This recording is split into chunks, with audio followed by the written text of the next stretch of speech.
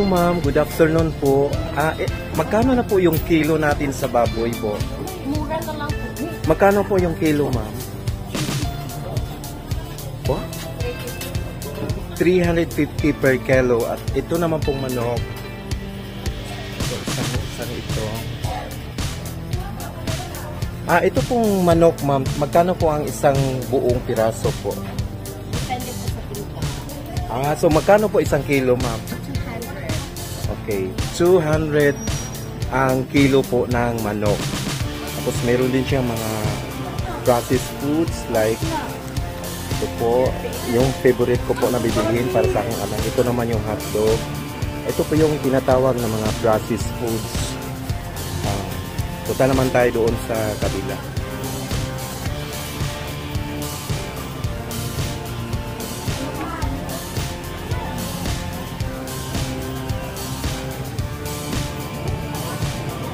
Yan, magkano kilo ng tilapia, ma'am?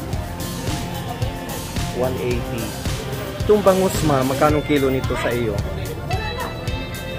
220, napakalaki ng kanyang bangus. Ito naman yung mga shrimp. Mga shrimp. Napakalaki, napakalaki.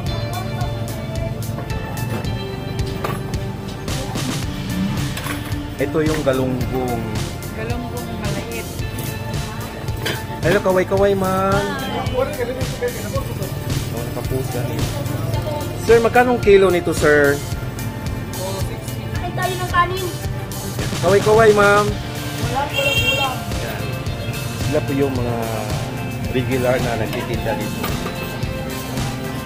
Iba-iba yung kulay. Ito may parang bulang. So, ibang lahi ito. Iba naman kung lahi ito.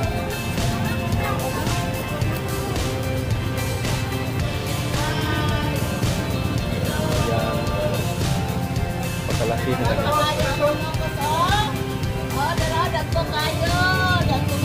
Tagalogin mo. Tagalogin mo, te. Malalaki yung, sabi mo malalaki yung mga malalaking pusit. Malalaking pusit. Uy, kalaki naman yan. Ito daw man, timbangin mo daw ito.